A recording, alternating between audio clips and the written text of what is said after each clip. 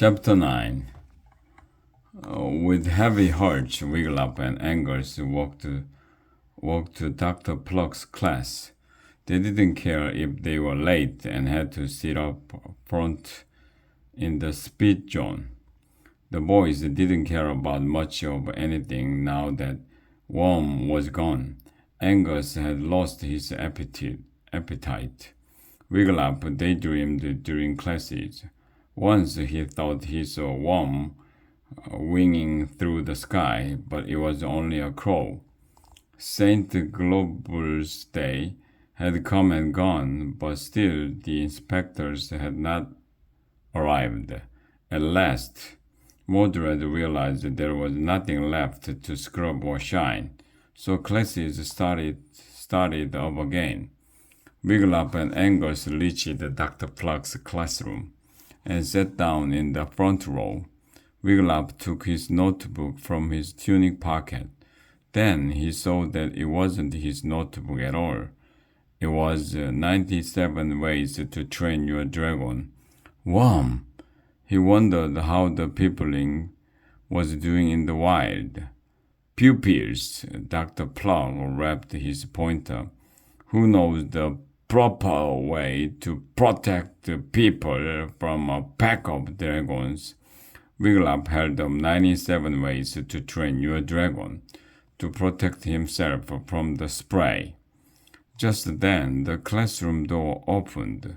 Mordred swept in wearing his best red velvet cape.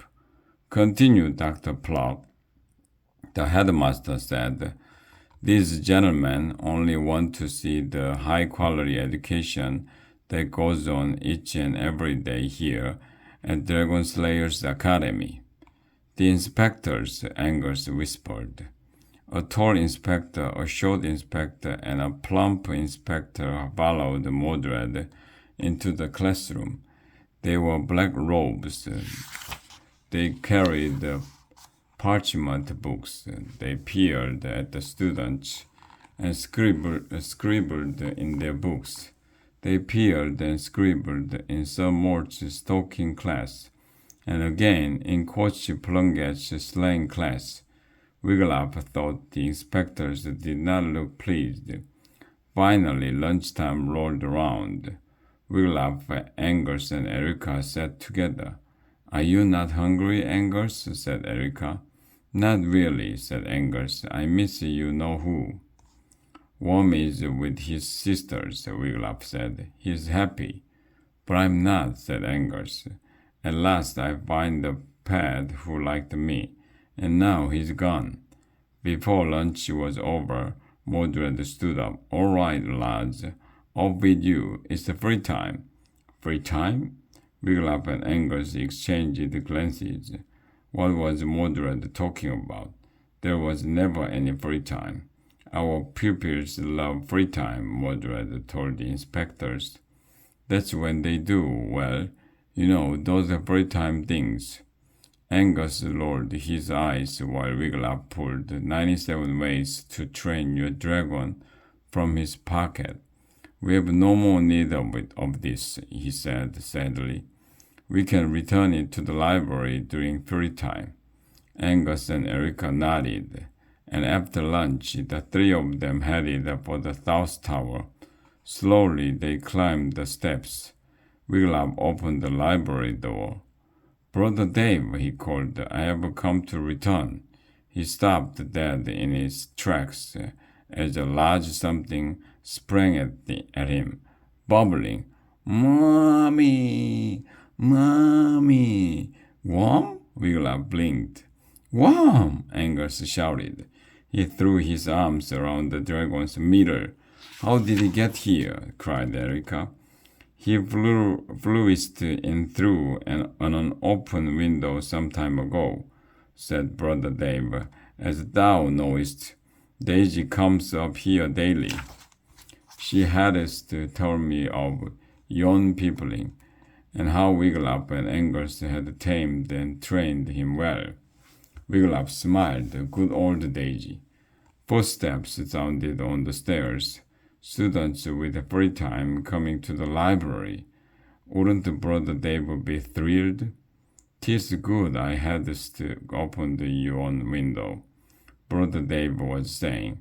I hadst wished to air out the library before the inspectors.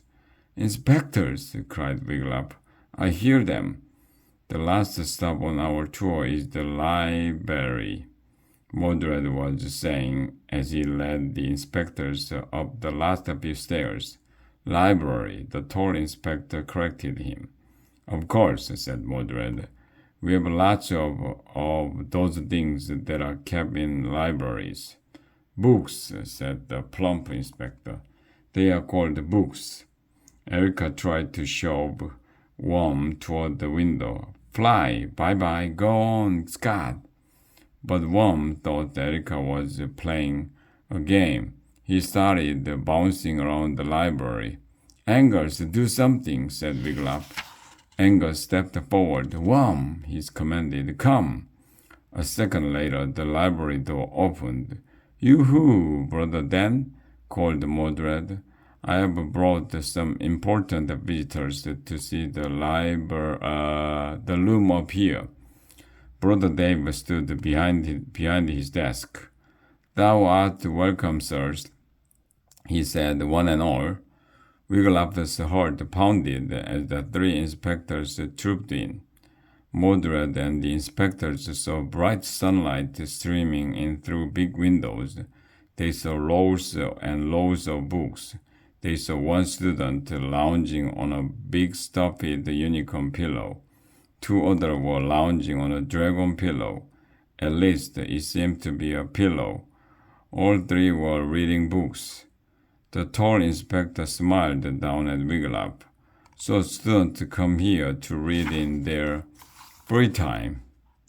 Wiglaf looked up from his book. Yes, sir, he said, we do. Excuse us for a moment, said the tall inspector. Then the three huddled together. At last they raised their heads. Headmaster Mordred, the tall inspector said, by rights we should close you down. Mordred clasped his hands together. No, kind sirs, he cried, say not so. The food is disgusting, the tall inspector continued. The dormitories are freezing. Most of your teachers are half-wits. True, said Mordred, but... Shh, the plump inspector cut him off. But this library is a wonderful sight. It is the only reason, that we will recommend that the DSA stay open. Then the inspectors filed out of the library. Mordred hurried after them. So I'm still in business. Is that what you are saying? I've passed the inspection. I knew it now. How much can I raise the tuition? When the door closed behind them, there was much rejoicing in the DSA library. DSA forever, cried Erica. Worm, said Angus, giving the pillow a great big hug. You're going to stay here forever. Well, Angus, the truth is that the peopling comes and goes from this tower as he pleased. Brother Dave explained. When he's here, I'm glad of his company, for as Daisy saith, he's a peopling who loves a good book. He patted the dragon proudly on the head. Thou art my bookworm. Worm purred and grinned. Wiglaf smiled. How glad he was that he'd brought that purple egg to DSA. The end.